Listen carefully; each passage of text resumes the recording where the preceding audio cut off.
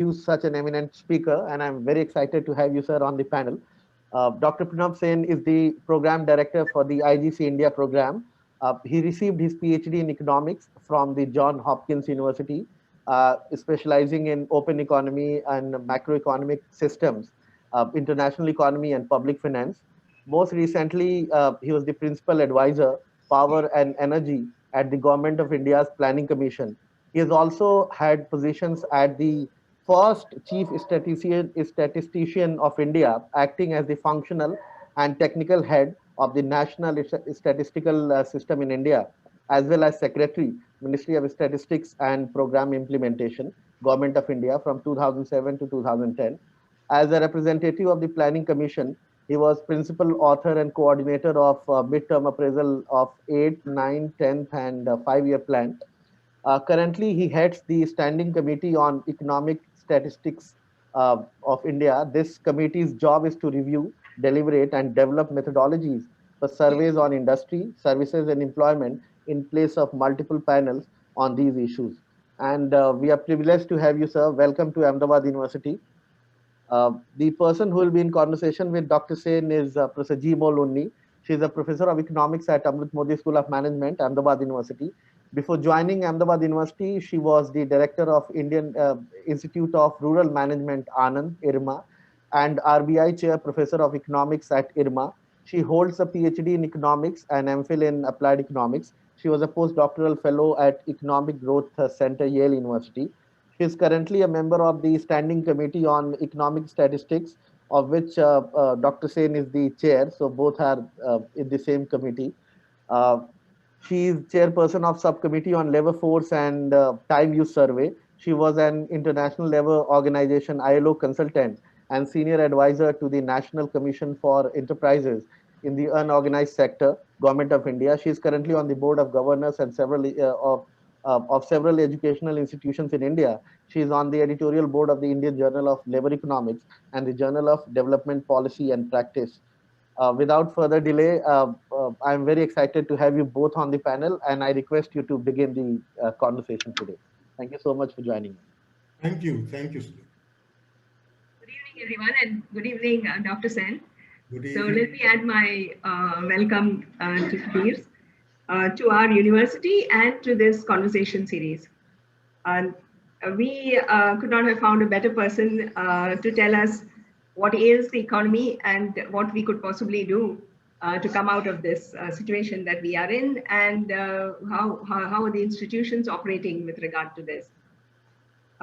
So without any delay, I think we will start the questions and the conversation.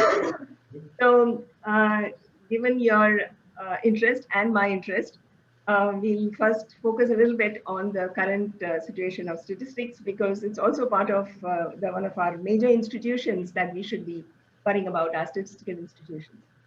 So as the former chief statistician and currently the chair of the Standing Committee on Economic Statistics, can you briefly tell us what is the controversy with regard to estimates of the gross domestic product, the GDP? In 2015, the Ministry of Statistics put out this new series with 2011-12 as the base year. But then they also introduced a new methodology, which is something that they do regularly. They've done it in 2004-5 before that, as we know. But then they also introduced a new methodology, and they included data from the Ministry of Corporate Affairs, the MCA 21 database on corporate enterprises, which earlier they were getting out of the RBI series. Recently the NSSO survey on service sector. Now that's a new one that we have. We never had a survey on service sector, including the corporates. We have a informal sector, service sector surveys. So the service sectors, when they went about doing that, they discovered that about 38% of the so-called firms in the MCA database were untraceable. So is this both the change in definitions, the new data being added, and the fact of what we have just discovered?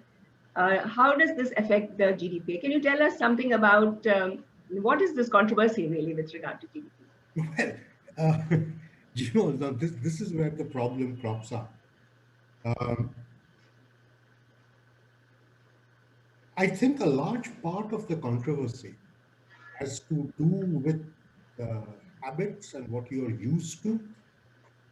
Now, if you think about the way GDP was computed in India earlier, Right. it used to be based essentially on using surveys, a lot of surveys, in fact, to estimate the base year absolute figures. From then on out, it was assumed that the productivity, that which is the value added per physical unit, would remain constant, and therefore the growth rate of any sector would be measured by the growth in the physical units. Now, this had a fairly serious problem, and that problem really had to do with two things. First is that this method does not take into account the improvements in productivity that may take place, where the value added per unit may actually be going up. The second problem is it doesn't take into account quality. So if you think of a situation where, let's take Maruti as an example, Maruti's bestseller used to be the 800 or later the Alto, but gradually that has been shifting to higher grade cars, and therefore the GDP per unit has actually gone up. So Asha says she can't hear me. Can the rest of you hear me? Yeah, you could speak a little closer to your microphone. Yeah. Okay, let me just adjust the camera a bit. All right. Okay. Now, the one way to capture the full growth is to really use balance sheet. Right. And that's what we are trying to do.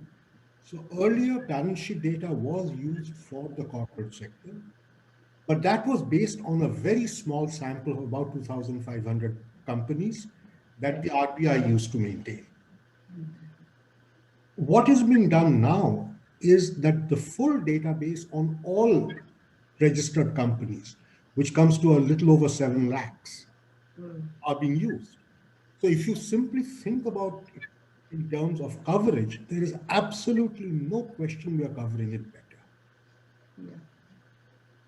The real question that I think there are two issues that crop up. The first is a methodological one, which is earlier it was assumed that the unorganized sector or the unregistered sector would behave more or less similarly in terms of physical growth as the corporate sector. What is being assumed now is that the value addition growth of the unorganized sector will behave in the same manner as the value addition growth in the corporate sector. Yeah. This is a problematic assumption. Yeah. And quite obviously, you've worked on the unorganized sector a lot more than I have. It's a seriously problematic assumption. Right. The second problem is that if you're actually capturing improvements in quality rather than productivity, right? What is happening? And if you're presuming that quality improvements are taking place, then your price deflators are not picking that up. Yeah. Because the price deflator is backward looking. Yeah. Right? So what's happening there is that the price deflator actually overstates the GDP a little bit. Right. So these are really the two problems. But if you think about it a little more carefully, as far as the estimate of nominal GDP is concerned, this method is far, far superior to what we are doing earlier. The problem is on real GDP. Real GDP, yeah. Yeah, that's where the whole fight really boils down. And I'm delighted to see that Devaki Jain has joined us.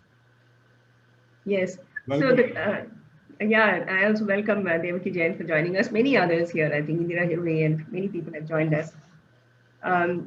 So I leave the methodological conversation to people who want to ask the question, and my questions I'll ask you later. So we will move on. Uh, Your so questions you can ask me in committee. yes, definitely, but we are not the GDP committee. That's right. So, all right. So, coming to the delays in the arrival of estimates of both GDP and employment estimates, to what extent does that affect the planning of the government? And the employment figures of the MOSP is, of course, delayed. But then what is happening there is that we have these private sources now, the Center for Management, CMI, Management of the Indian Economy. They have this consumer household pyramids data. Now, a lot of people are using that because they are getting that data on a monthly basis. So you can do a lot more econometric stuff, and you can see things moving on real time almost, and you can see them making their announcements, and then a lot of work is being done on that. I have also used that, and I have seen a lot of I've seen a lot of holes there in that data set. But what do you think? Would you like to comment on the CMI data sets, or? Well, I'll come to that. I mean, it's not just CMI. There are a lot of high frequency data that's being used, Yes. things like the Google data on mobility Yeah. and stuff like that. So there's a lot of high frequency data that's being used essentially because official data is not coming in at a Right. frequency that would be desired. Right. And that's perfectly understandable. I mean, people almost have to make decisions real time. But again, if you go back and think about our data systems were really built for planning. They were not designed to address real-time policy issues. Now, under normal circumstances, our data sets are perfectly adequate. So if you're talking about the general trends in fiscal and monetary policy, our data sets are fine. But when you're talking about a crisis, you Yeah. really want relatively real-time data. Yeah. And our systems simply don't provide that. And that's why people are looking for all these other indicators. Yeah. Now, the problem with the other indicators is that you have absolutely no idea about the extent to which they can be generalized. Mm. They are measuring very specific things, and you can draw a sort of a statistical link with the GDP series or the manufacturing series or whatever it is that you wish to do. But you don't really know whether those relationships are tight enough to reflect crisis situation like we are facing now. Right? That's number one. Number two, again, if you think about it, and this is something we've discussed, Jimon, if you want higher frequency data, particularly in a situation where you have no choice but to go through a survey methodology, which is what CMI is doing, for instance, with the labor statistics and the expenditure pattern information, the consumer pyramids data. That can only be done if you're using a panel, which is that you have a fixed set of respondents who you are approaching on a regular basis. Right? Yeah. Now, panels have one problem, which is the problem with panels is that when you create a panel, it's usually representative. But then as time passes, that sample becomes less and less and less representative, and we have no real way of figuring out how unrepresentative it has become. Right? So the reliability of the data decreases over time. But the basic learning from there is that, look, and as we are finding out now, that if data is indeed needed for real-time policy, the official system will also have to move at least partially towards a panel-based system. Right? Now, how we can do that, how quickly we can do that, how efficiently we can do that is something that we will see in the future. That's things we are working on at the moment. But I don't think there is a choice but to do that. You cannot do quick data if you're going to be using pure cross-sectional data collection methods. And so there is a problem. And I think the important thing is that, I've been at this game for a long time. I've been at it for 40 years. The demand for data from the government has changed. Right. Earlier, policies were made by finance ministry and a whole range of other ministries without really resorting to data at all. Almost all of it was gut feeling, seat of the pants.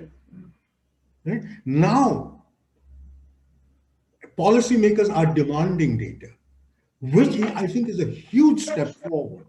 And once that happens, I think the data system will respond, and hopefully in the future we'll be better off than we are today. Yes, very much. We see that in our committee, because every time we're getting new demands from different sectors of the government asking for new data sets or retabulation of various types of the data that we've already collected and so on. One last question with regard to data sets, it's to do with enterprise data.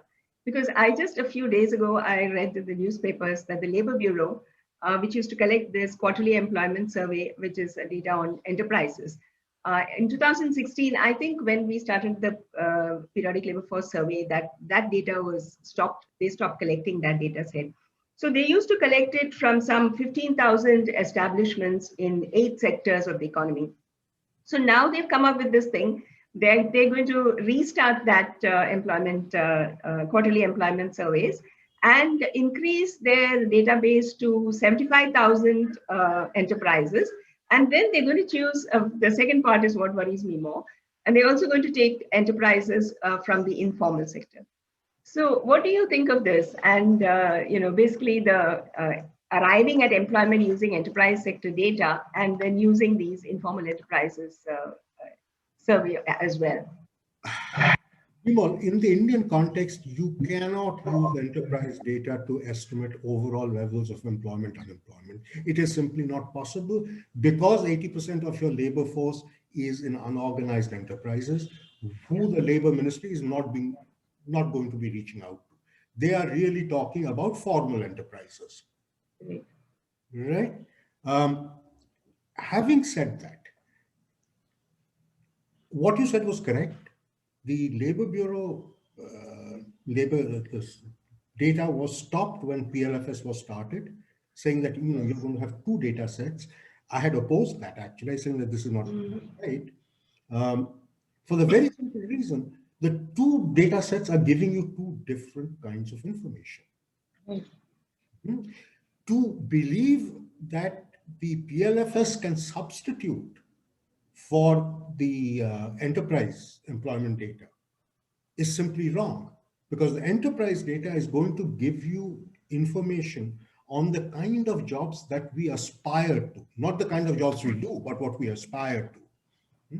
And it gives you that data at a granularity. No survey, no household survey can do, which is where we collect our PLFS data from. So the PLFS data is from the point of view of the worker or the potential worker. And the labor force survey is from the point of view of those who are employed in formal enterprises in the country. 2 very different data sets should be used for different purposes. And if anybody makes the mistake of using the Labor Bureau data to estimate unemployment, he or she should be shot. All right.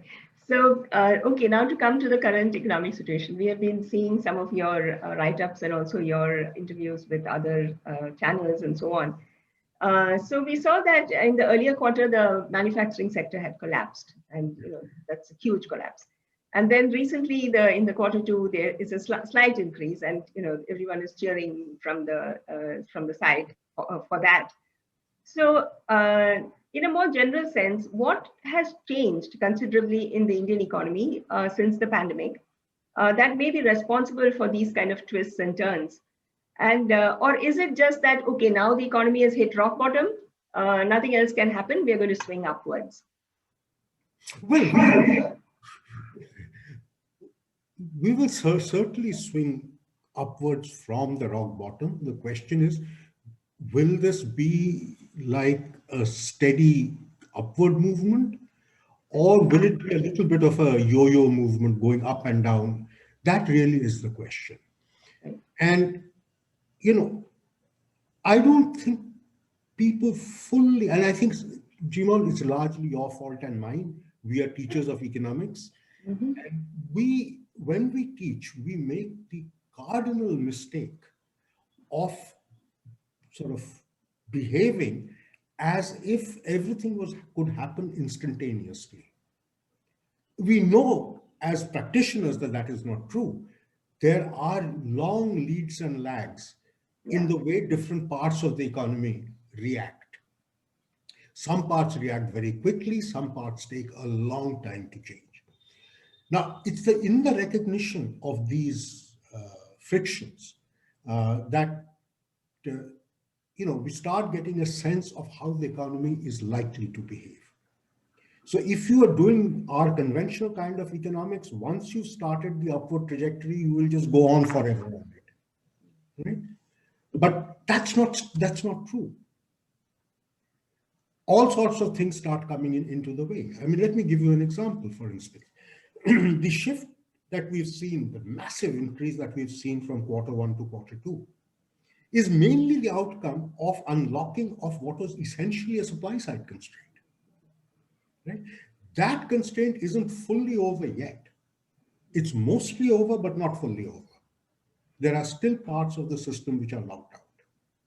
Okay, most places, particularly in urban India, have declared various activities should remain closed. So the supply side problem hasn't gone away in its entirety. But what you're now starting to see and will continue to see in the next couple of quarters is really the consumption story playing out. Right. Now, as far as the consumption story is concerned, it's actually quite interesting. If you look at the 2 quarters data that have been released, what you will find is that in Q1, the private consumption expenditure was higher than private incomes. So there was a massive dissaving that took place in Q1. In Q2, that's been corrected. That is now, there is some private savings, but it doesn't look large enough to offset the dissavings that has taken place earlier. Right. So what that means is that as people start rebuilding their savings, consumption is going to grow very slowly. And this is what's going to hold you up. This is what is called the multiplier process. And the multiplier process has been set back by a couple of quarters. But it's going to play out as people start rebuilding their own balance sheets. Okay? So that's one. Now, this is happening relatively quickly. There is another lead or a lag problem, actually, which is going to hit us next year. And that is investments. Yeah. At the moment, again, in Q2, you've seen investments go up. Not a whole lot, but it's gone up. And my suspicion is it will continue to go up a little bit. But these are investments which were in the pipeline before the lockdown happened. And once lockdown was lifted, the company started to bring those investments back, and they're probably starting to try and accelerate the pace at which those investments happen. The real question is that are new investment intentions coming into play? Because what's happening is the pipeline had a certain amount of projects in it. Those projects are now going to come out of the pipeline. If new projects haven't come in the beginning, then sometime, which is about 3 to 4 quarters down the line, you will find that the pipeline is getting empty. And that is my big fear. My big fear is that it's in Q2 of next year that you're going to find that we may have gotten over the consumption story, because by then, hopefully, the savings build-up would have been completed, but we'll be hit with the investment story. unless we see credible evidence of new investments coming up. Now, as far as the corroborative data we have is concerned, we see none. Bank lending is up a little bit, but in terms of the term lending of banks, nothing. Term lending of banks are flat. Most of it is working capital. Right? Look at the stock market. Stock market is going great guns. This is the time when IPO should be coming into the market. There's no sign of an IPO anywhere. Right? So clearly, new investment intentions are not being worked on at the moment. When they will get worked on and then when will they be acted upon becomes the huge question mark.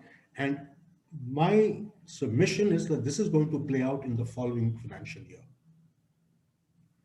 And it can actually shock you much worse than the consumption story that we are seeing today.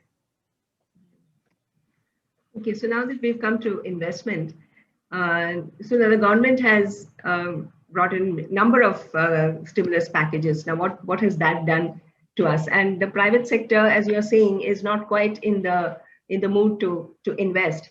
So in that case, don't you think that the role of the government to jack up the economy is higher? I mean, just simple, say, Keynesian economics. So what do you think the government should be doing to invest more and sort of maybe jack up animal spirits or private enterprise? No, the government. Now, let's break it up in parts. When the supply side was locked up, right? Yeah. Public investments would have served no purpose.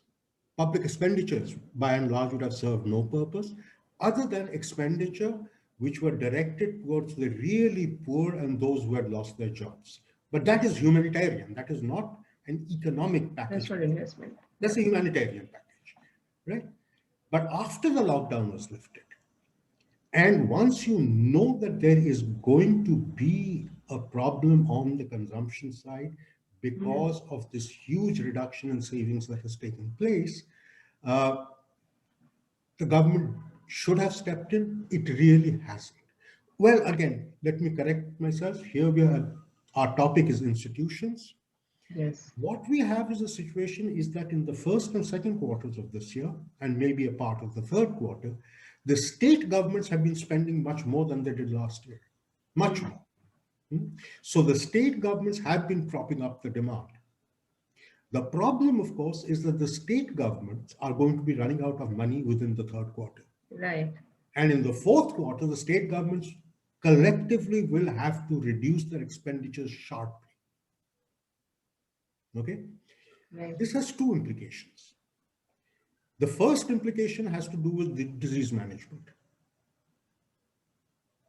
COVID still doesn't show any sign of going away, right? And the entire brunt of disease control and disease management has been borne by the state government. Yeah. Now, if state governments run out of money, and they can't borrow more because they need central government permission to do so. In the fourth quarter, if COVID is still around, disease management itself is going to be a huge, huge issue. So you may well have a situation where even simple things like testing get curtailed. Yes, it is quite scary, actually. All of those things are being done by states. So that's implication one. Implication two is that when the states cut back, the government as a collective entity will be adding to the demand compression. Okay, over and above the consumption story that we've been talking about, which will make the contraction even worse unless the central government steps up. Right. And not only increases what it has been doing, it increases it sufficiently to make up for the reduction in state government expenditures. Okay? So there is a big if out there. So the central government may step it up, certainly, but will it step it up enough? That's number one. That's the first part of the story, as it were. The second part of the story really has to do with investment. Now, clearly, there is a huge role of government in reviving the investment story. But I think that role is a little nuanced. It's a little more than just spending a large amount now. I think one can be a lot more strategic about it. I mean, for instance, we keep talking about public investment, which is the best way of doing things. The question is public investment where? Right. Right? Because we are still not such an integrated economy that public investment in place A is going to have a multiplier effect in place B. It doesn't work. So it has to be much geographically better thought. That's number one. Number two is that if you think about private investment, and let's face facts, even before COVID had started, government investment was less than a quarter of total investment in the country. It's private investment which really drives our economy.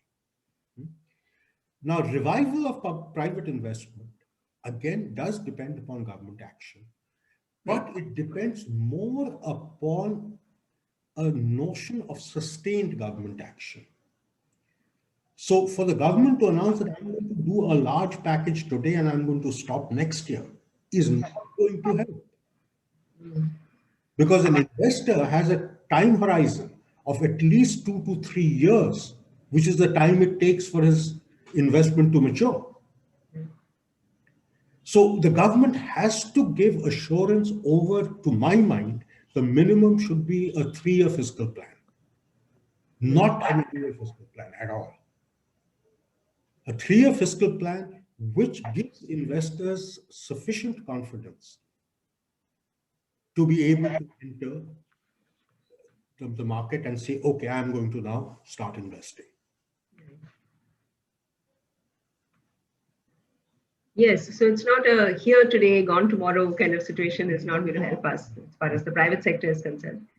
So if we are optimistic and we think that the economy is going to revive, which sectors do you think will revive? Is it the financial sector or is it the construction sector? Or any other? As far as the construction sector is concerned, it's a slightly problematic. The construction sector has revived quite strongly, even in the absence of other investment.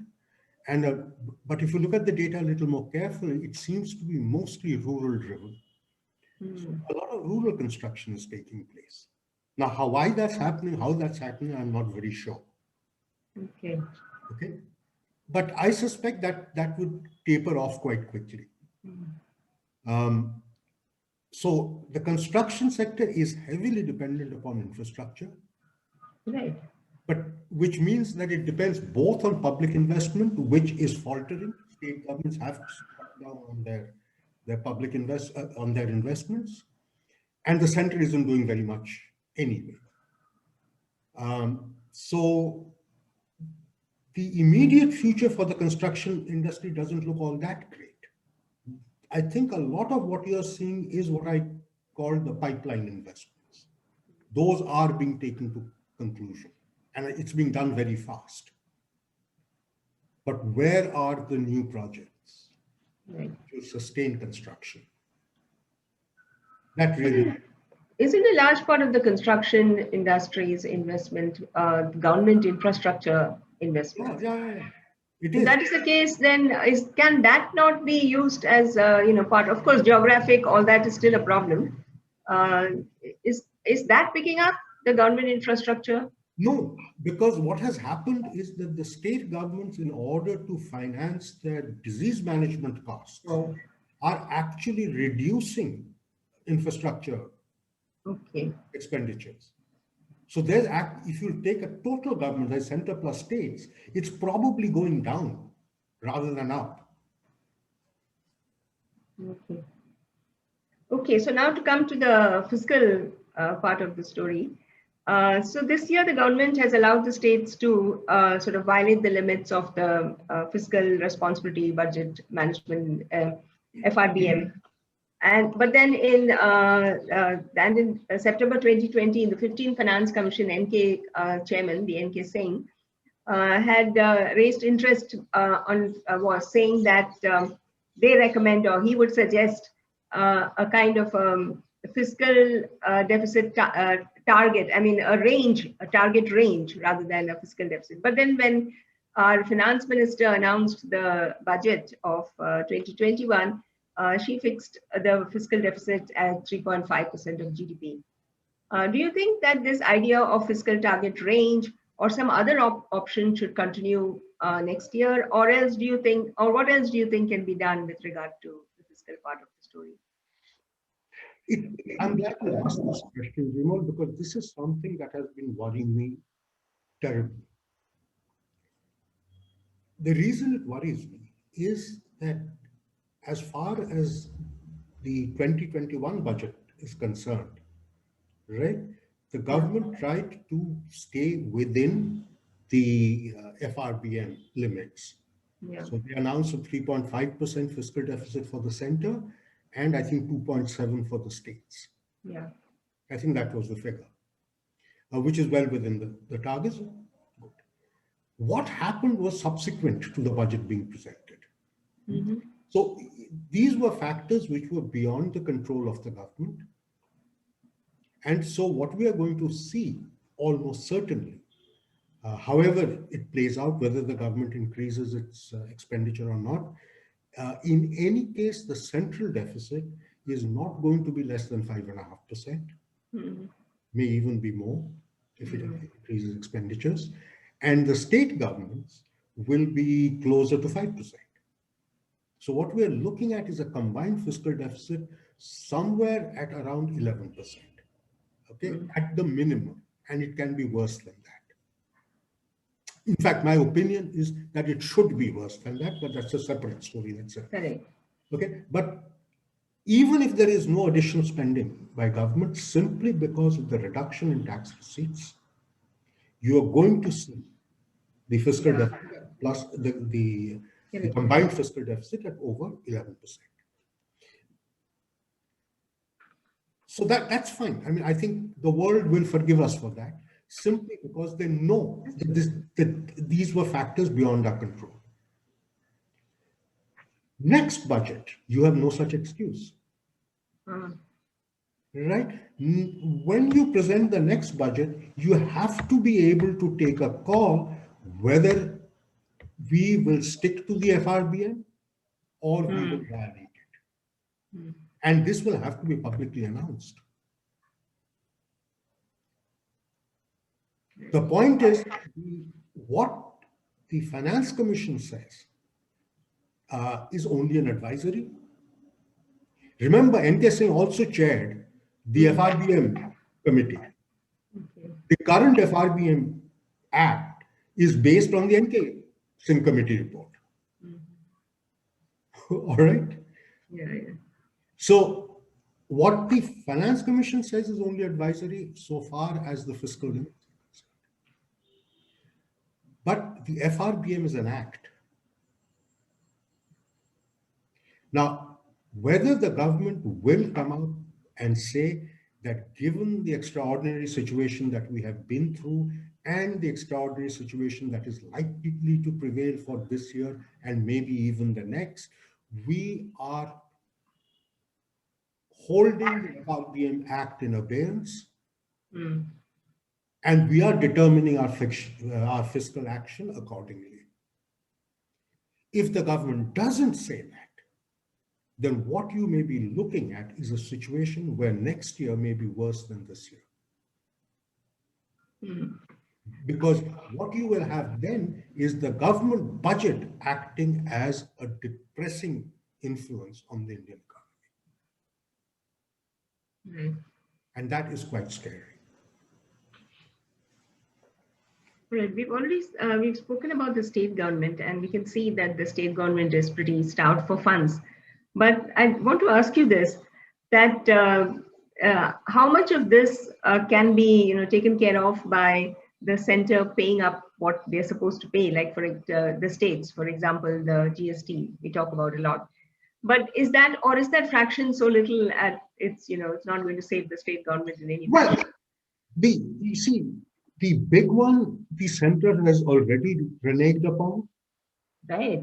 which is the contractual transfer that was supposed to have been made. So the states were then pushed to borrowing that money. Correct. That's already happened. Okay, but that at least was accompanied by an additional 0.5% that the states could borrow. All right. The regular GST payments Yes. will not be accompanied by that kind of a measure. And therefore, if those are held up, and by the way, Jimal, I'm less worried about the GST transfers. I am much more worried about the transfers that happen from ministries under various central schemes, because the states are the implementing organizations for most of the schemes that you can think of. But the money comes from the center. If that money doesn't flow, and the message that we seem to be getting is that other than 13 departments of government, the remaining, and there are some 60 plus of them, have had to take serious cuts in their budget.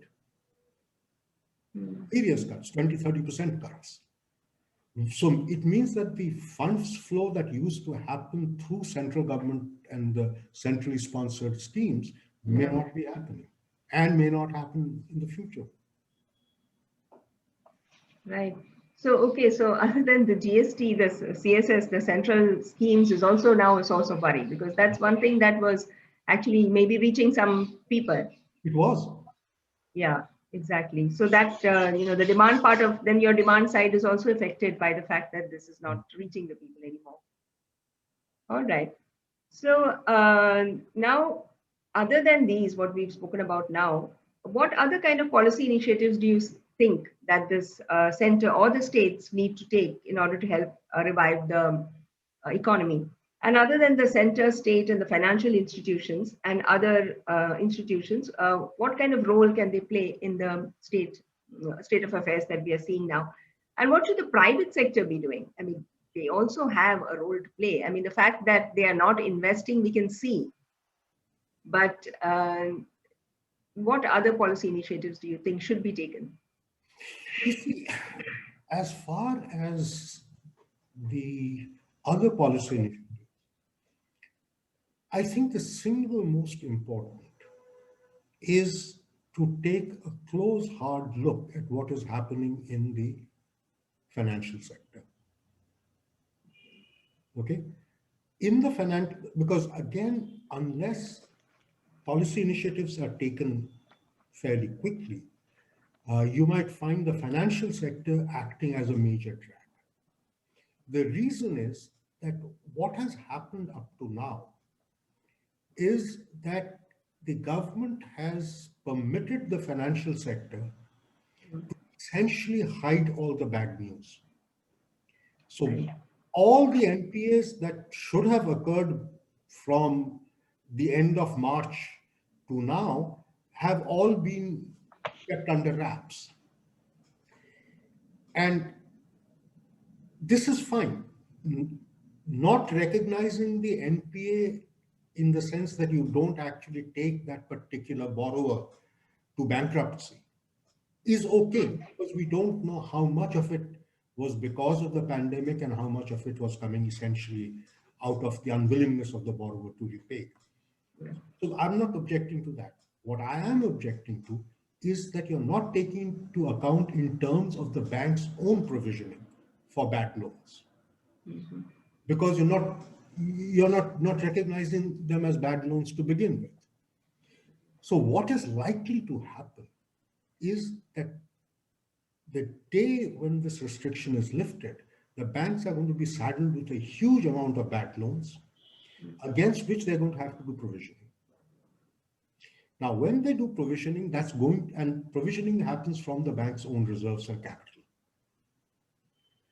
which basically means that the bank's ability to lend will get seriously reduced, because the banks cannot lend more than a particular multiple of their capital. That's the CRAR. So that's going to get reduced. And so even if private investment comes back, the financial sector may not be able to provide their services. So this is one area where the government has to step in, and I think it should step in reasonably quickly, at least give the banker. Today, the banks are all very scared. They know what the problem is. All the bankers I talk with are worried. The government has to come in and say, we know what your problem is. We have created a part of this problem for you, and we will backstop you when the time comes. So don't go worry and go ahead and lend as you would normally do so. I think this should be absolutely on the top of people's minds. And you're right, the private sector certainly has a role to play. Yeah. The problem, of course, is that a large chunk of the private sector is actually seeing this situation as an opportunity. And they are using, so a large number of companies which were otherwise very competitive, because of what has happened, have lost their competitiveness a bit. The labor has gone away and so on and so forth. Other companies are actually taking advantage of that and trying to push them out of business so that they get that market share. Right? So what can well end up happening is, by the time all of this clears up, we may have lost a lot of our productive capacity, essentially because of predatory behavior within the private sector itself. Now, to ask the private sector to behave itself and not act selfishly, I think is not going to get us very far. The question then is, what can the government do about it? And frankly, not very much, unless there are, if my memory is right, some provisions in the Competition Act which could address, large gains in market share. And if this can be established, then the government may be able to do something about it and say that, look, we'll crack down if you guys don't behave yourself. That's right. But we know that they didn't do anything when the Jio operated in the first round. Oh, no, they didn't. And in any other round. So we can't be sure about the Competition Commission. Yeah, it has the teeth, but then they don't use it. Yes. All right. So to come to the institutions of dealing with statistics and the financial institution, do you think these are, given the kind of story that we've been listening to now, do you think they have been compromised? And do you think that we need some kind of more checks and balances to keep these institutions functional? And if so, what do you suggest? I'm not going to the courts and things like that. But... No, at the moment, I don't think they've been compromised. Which is why there has been far more resort to suppression rather than any other form. So I think in terms of their integrity, they have held up. But the pressure, I think, is there. And I think demoralization is happening. Now, if demoralization happens, it doesn't necessarily compromise the integrity. But what demoralization does is it reduces the efficiency a great deal. Absolutely. It reduces the enthusiasm with anybody who wants to do anything. I mean, we can see it in every institution.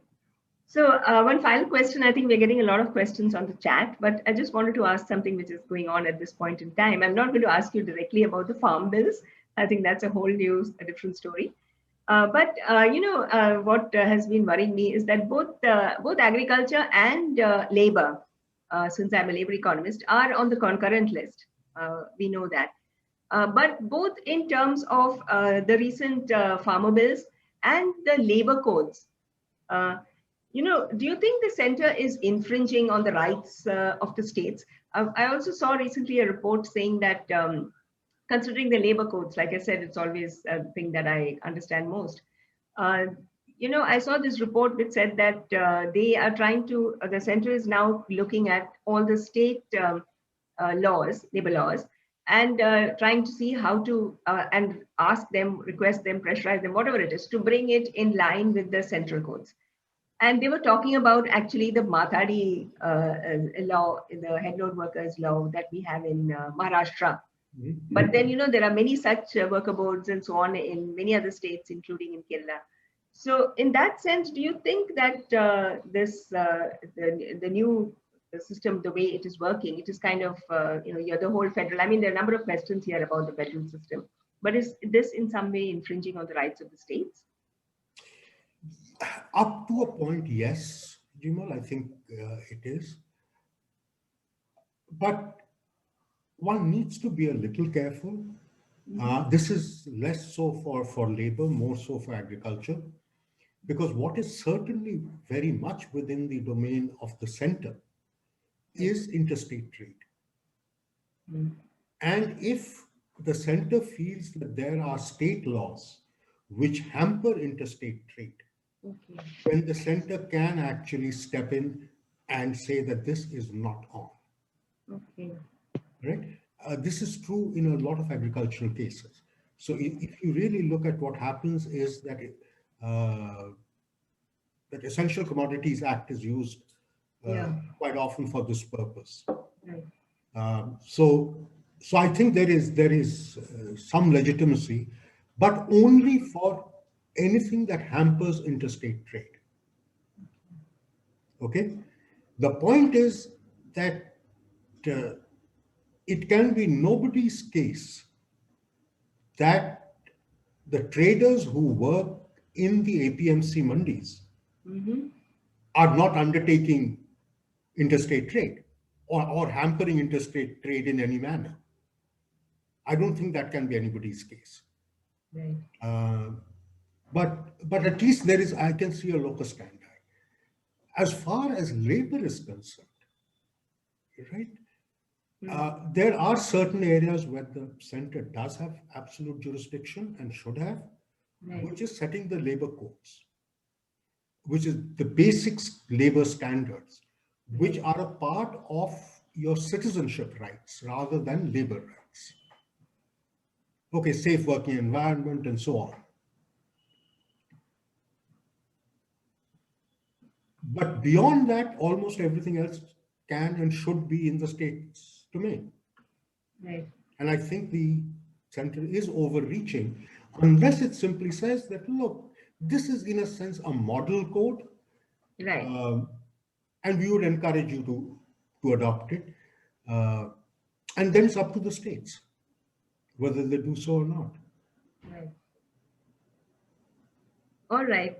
So thank you very much, Dr. Sen. I think I will hand, because we've got a bunch of questions here. I'll hand over to Sudhir, who will go through I've not had this thing to go through the questions, and he will raise some questions which are coming from the chat box from the audience. Thank you so much, ma'am. So there are a lot of questions, partly you have answered in your discussion, but there is a question by Professor Amol Agrawal, and he's saying that how do you assess the role of Finance Commission in dealing with slipping fiscal federalism between center and states? What can the Finance Commission do if center does not release the fund owed to states? Can Finance Commission tell the center and state to cooperate during these trying times? Unfortunately, no. The Finance Commission, by the constitutional provision, ceases to exist after it has submitted its report. Once it's given its report to the President of India, the Finance Commission ceases to exist. So it's not a standing body. And the kind of role that you're thinking about would require a standing body of some variety. Okay. There was another related question to this. We talk about India's collaborative federalism, but I mean, they have not been. I just put up the question that they have not been able to pass the coronavirus test.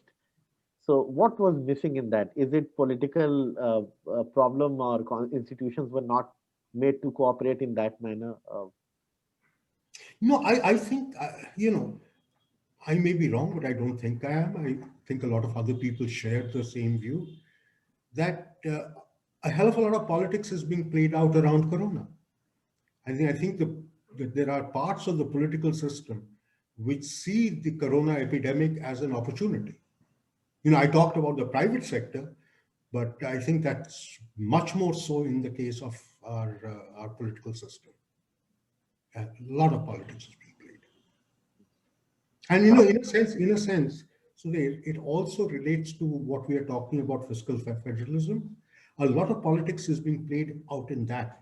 Again, taking advantage of the pressures that the coronavirus has put on the states. I think the center is taking advantage of that problem. Uh, there is another question about the Farm Bill, and this is by Professor Sonal Yadav. She's asking that, do you think that reforms in agriculture will help boost the economy? Why farmers are unhappy, despite the fact that they can sell the produce anywhere to anyone? And that has been the question with all of us. So, You see, the unhappiness of the farmers that you are seeing are essentially farmers who have had the benefit of public procurement. That is, these are farmers who could sell to the FCI. So where FCI presence exists. The other farmers couldn't care less, right? But these people, it does matter a great deal. But even more than that, I don't think, there's nothing in the Farm Bill which says that FCI is going to wind up its operation. Nothing says that. Okay. I think a lot of what the farmers are saying is, we don't trust you. You're going to have other agencies come and pick up grains now. FCI will be there, it's going to hang around, and then all of a sudden you're going to withdraw FCI. And then where will we be? Then we will be at the mercy of the private companies. I think what is being expressed now is a problem of trust rather than what's in the Farm Bill per se. that that satisfies, I think, most of us. There is a question by Lucky Pandey, and he's MA Economics student here.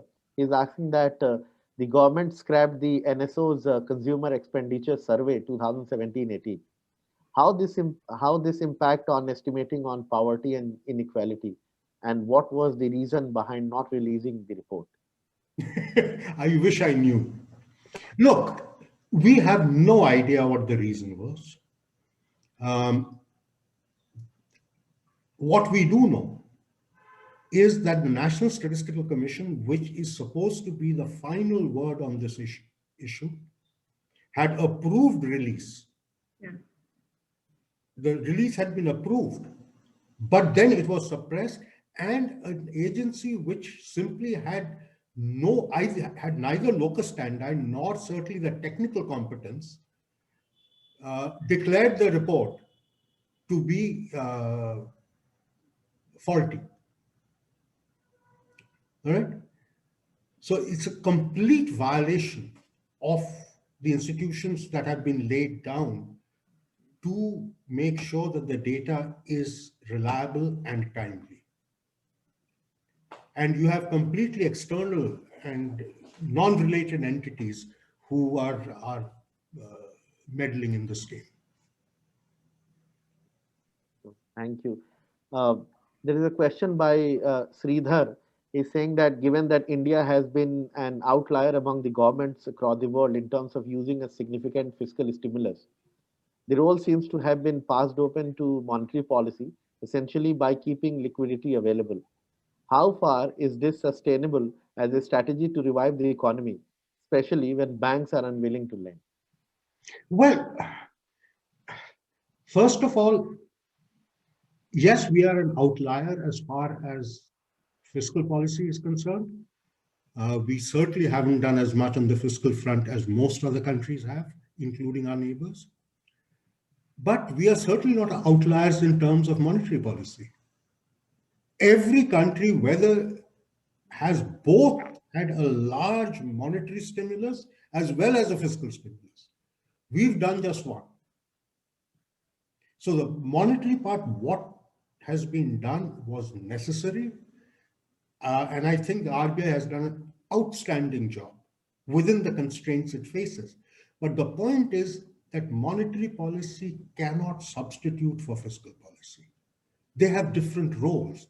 Monetary policy is at its most effective when you can actually act on investment intentions. But if investors are scared and are not willing to even look at the new projects, then no amount of monetary policy is going to help that. Their only fiscal policy can help. Right? What the second thing that the government has done is that it has made a lot of its sort of intervention contingent. So it's said that we will pay this if you do something. Now that's fair enough. But what that means is that the companies who are looking at these incentives must have the confidence to feel that they can do it. If the consumer isn't there, if the demand isn't there, I may produce whatever I like, but I'm not going to get my sales targets that the government asks for. So a lot of these contingent kinds of things the government has done, but most of this is still supply side. On the demand side, there has been absolutely nothing except what has been done by the states. And now the states have run out of steam. Yeah, there is a question by a colleague, Saurabh Sarkar, and he's saying that it seems that a section of citizens have a strong appetite for stock market investment. For example, Sensex has recovered well above the pre-lockdown level, and every day it is rising. Yeah. Can good incentives be given to channelize this investment to beneficial investment? How do you do it? You see, the stock market is the water, but you first have to have the horse that will drink the water, no? So if investors are not interested, you could have an overflowing lake and it still doesn't help. So the problem is really the investor confidence. That is, people who are going to make physical investments. The stock market will be able to provide them with, at the moment, with really low cost risk capital. But somebody has to take the risk first, no?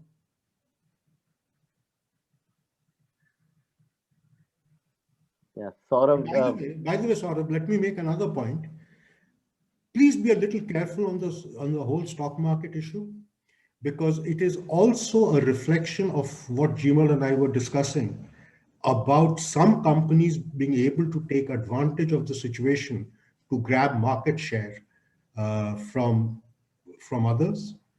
A lot of that is getting reflected in the stock market. All right. If sometime those other companies start clawing their way back, then these companies may face pressures. We don't know whether it will happen. That will probably be sometime next year at the earliest. Yeah, thank you so much.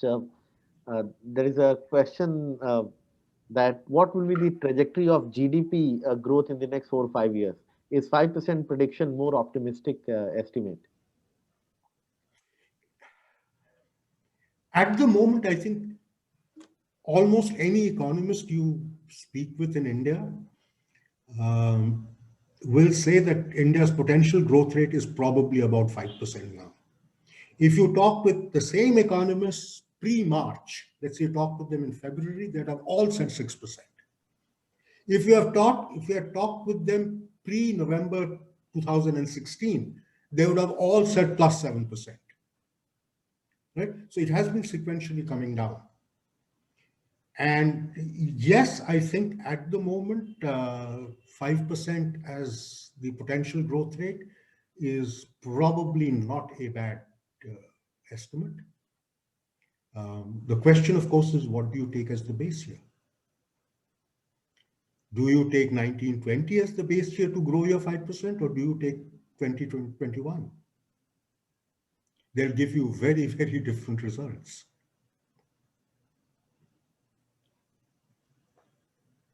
Yeah, there is a question by a colleague, Professor Supratim. He's saying, would allowing corporate houses to set up financial institutions boost the expansion of credit?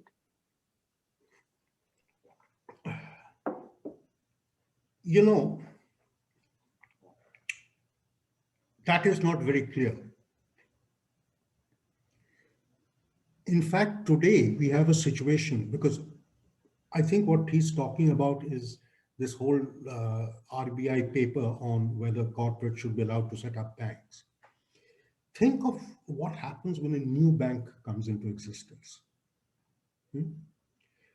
The only way it can take off is by attracting deposits away from other banks. It cannot survive on just the incrementals. It has to poach. Now, if I have a situation where my existing banks are already in deep trouble and staring into even deeper trouble,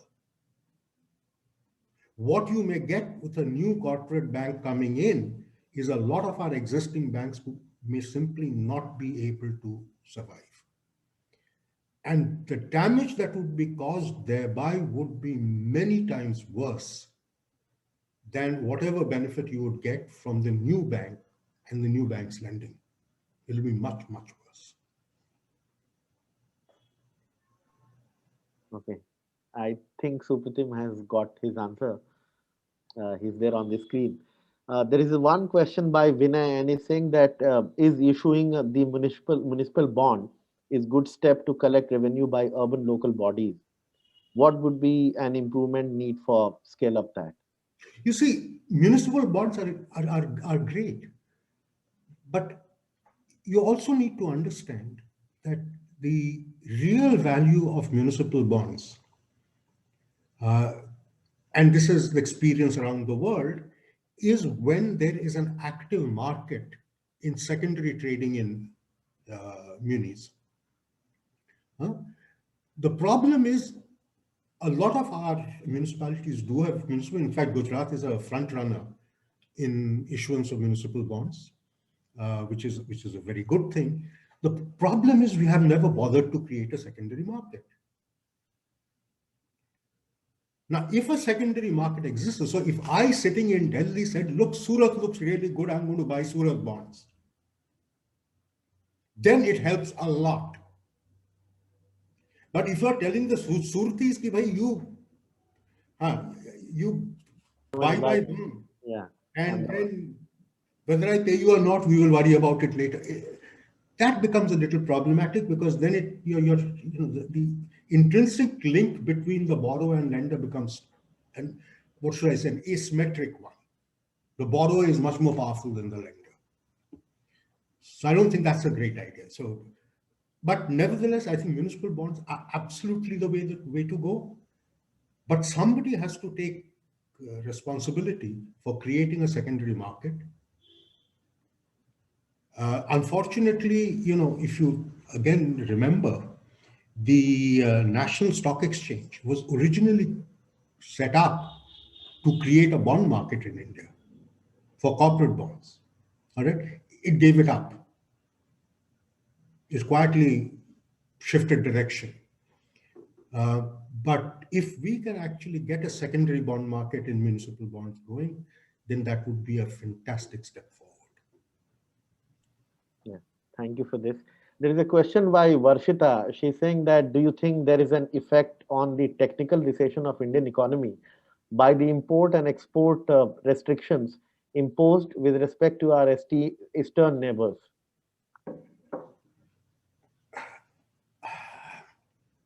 I don't know actually. There are certainly serious problems in very specific sort of industries and products. But in a larger general sense, I don't think I have an answer yet.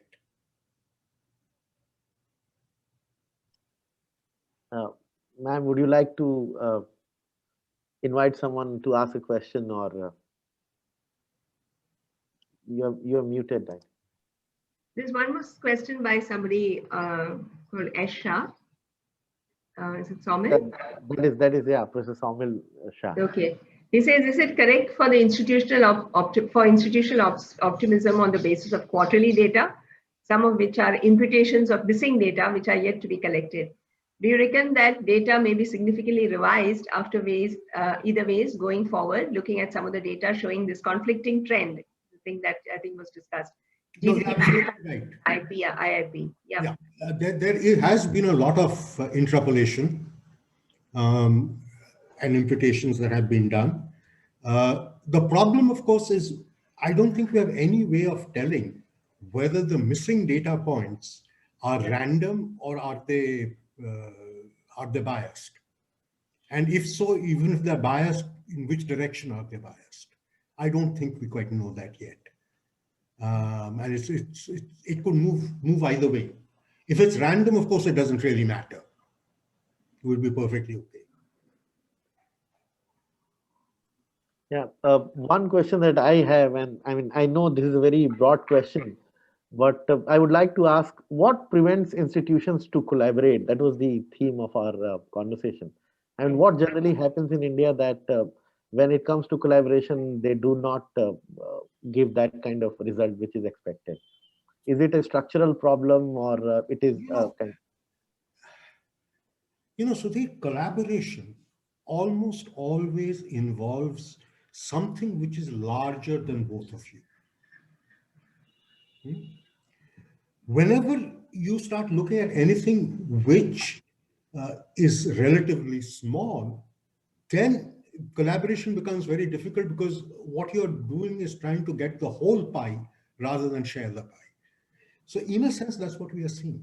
So if you think about, let's say, government institutions at one level, state and center, if they're thinking in terms of the national well-being and national objectives, they would collaborate. If they're thinking about the politics of next elections, whether central or state, then the behavior is going to be very different. And this is true among private institutions as well. This is true, again, in academic institutions.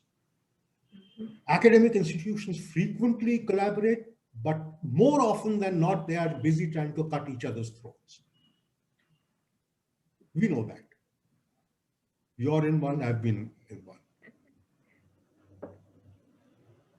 Right. That's a major problem that we have. Yes. There's one more question, I think, though I'm not sure what that is. It is by Shyam Kakkad, and he's saying that what would Dr. Sen suggest to the current government to really work with the intent of spirit? Do you think that we need to repair our financial sector? Yes, absolutely, Shyam. The financial sector at the moment is my worry number one. And if this is not addressed, what you are likely to see is that as the production sectors try to come out of this downturn, the financial sector is going to be your limiting factor. And that can be very, very damaging. So yes, absolutely. And up to now, I have not heard even a word out of government about the financial sector. Not a word.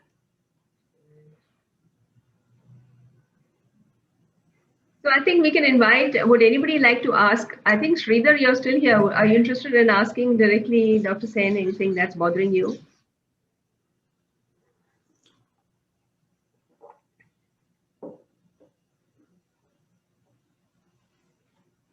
I think Professor Somil Shah has a question. Yes, Somil.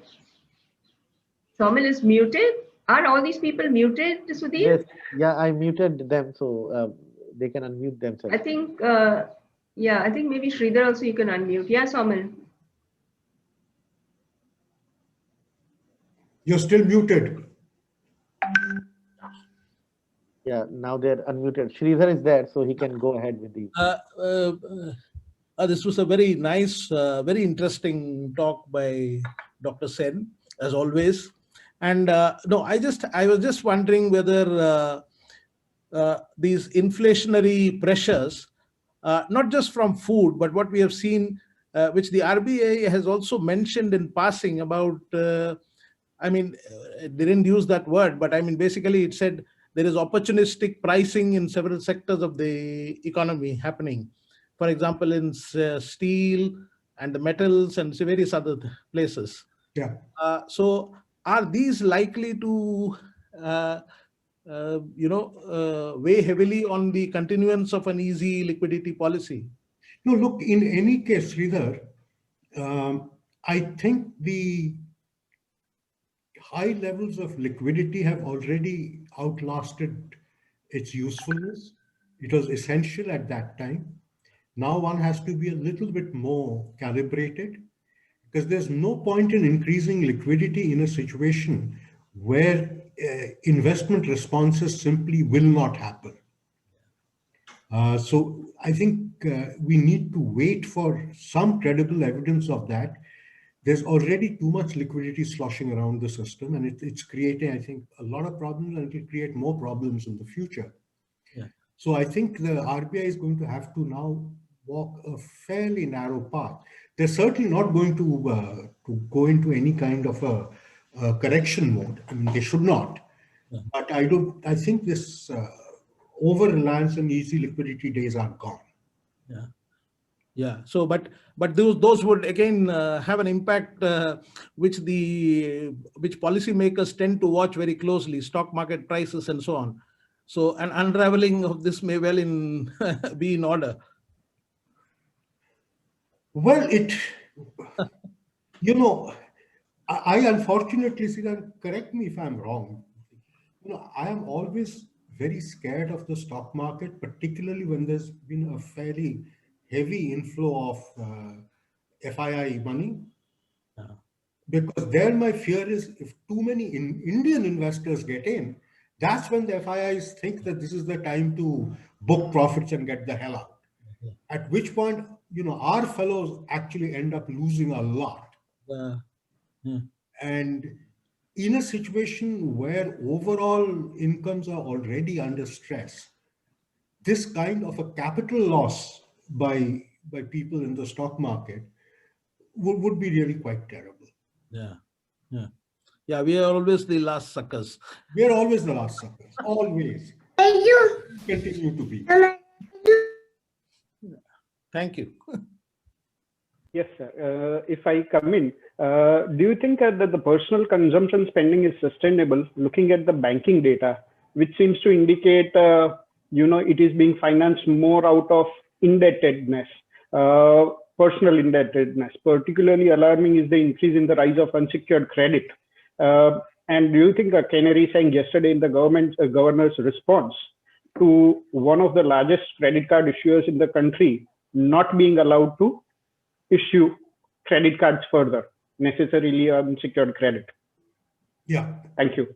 So, you're absolutely right. So what is happening in effect, by the way, the banks have pretty much, as far as I'm aware, pretty much stopped giving consumer credit.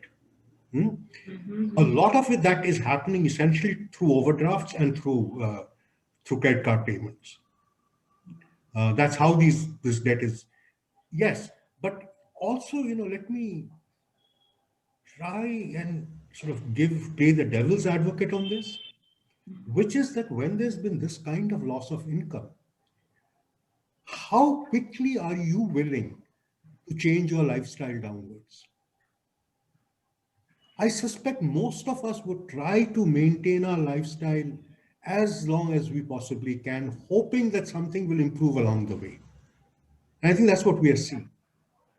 But we certainly don't want to get into a situation where then they dig themselves so deep into a hole that they can't climb back out again.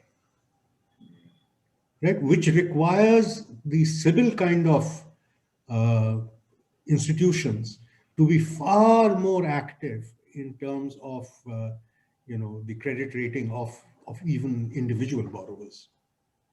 Right. Okay. Thanks for that response, sir. Yeah. Ma'am, would you like to take any last question, or would you like to invite? Yeah, if anyone else is interested, they are most welcome to ask. I think there's one question here which I didn't quite understand. Anua Chakravarti. With the real interest rates falling negative, what hope does a saver depositor have? Is there any possibility of the real interest rates going up in the near future? Well, as far as the saver is concerned, the saver is in deep trouble. Okay? But the tragedy, Jimo, is that people are looking at the negative interest rate that savers are facing and then saying that what the hell is wrong with the investors because they're getting negative interest rates. They are not getting negative interest rates at all.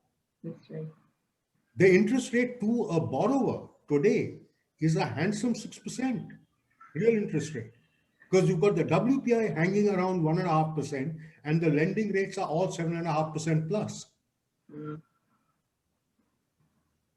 So the real interest rates on the investor side is high. On the saver side, it's negative.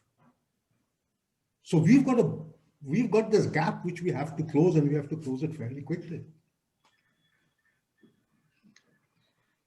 All right. I think if there are, Pallavi. Professor Pallavi Vyas from Ahmedabad. Yeah, ask your question. Can you unmute? Sudhir, can you unmute Pallavi?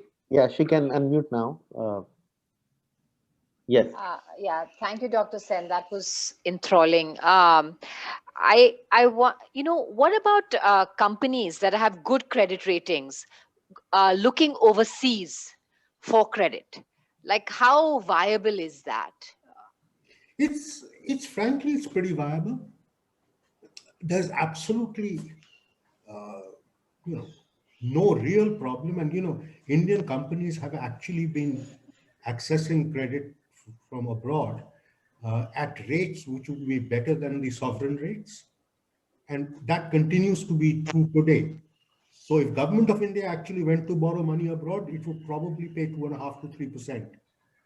But a lot of these private companies, good Indian private companies, can actually borrow at rates which are half of that. So yeah, so I don't think it's a bad thing. The only problem, of course, is the exchange risk. Right? Now, it makes sense for a company which has a major trade presence to borrow from abroad, because the exchange risk then not exactly, but kind of balances out. Right? But for companies which are totally domestically focused, they have to figure out what the exchange rate risk is going to be. And that may not be that attractive. I see. So, and investors, supposing investors are looking to invest in a domestic company, they also have the same exchange risk issue, right? Like, yes, they do.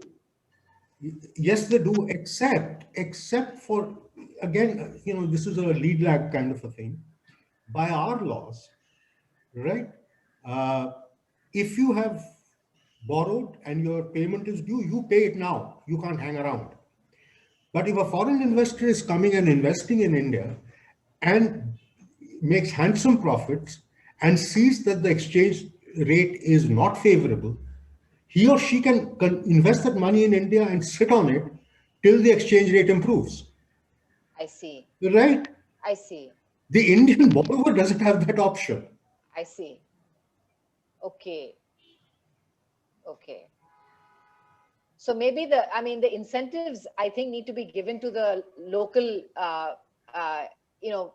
local companies to be able to draw foreign investment. That seems to be, Yeah, but if you think of what I've been saying, Pallavi, it sounds like a good place to go into collaborative arrangements. Right? Because at the moment, the relationship is symmetrical. So if you enter into collaborative arrangements, then you may be able to bring more symmetry into the game. Okay, thank you. Thank you. Any last comments, ma'am? Because our time is up. We have taken. Sure. So I think we will conclude now. And thank you very much, Professor Pranav Sen. I mean, you've explained things so simply and so lucidly that it's been a treat. So meet you at the next statistics meeting. Next meeting. Although again, that will be virtual too, I take it. Yes, of course. Yeah. Sudhir? Yeah, thank you so much, sir. Thank you so much, everyone, for joining. And I think the question answer session has been really, really engaging. And we love the way you explain things. Thank you so much, sir, for joining us. And thank you so much, Professor Jimol, for Thank organizing. you, and thank you, Jimol, and thank you all for being here. I had a great time, enjoyed it thoroughly. Thank you. Thank you very much. Yeah. See you.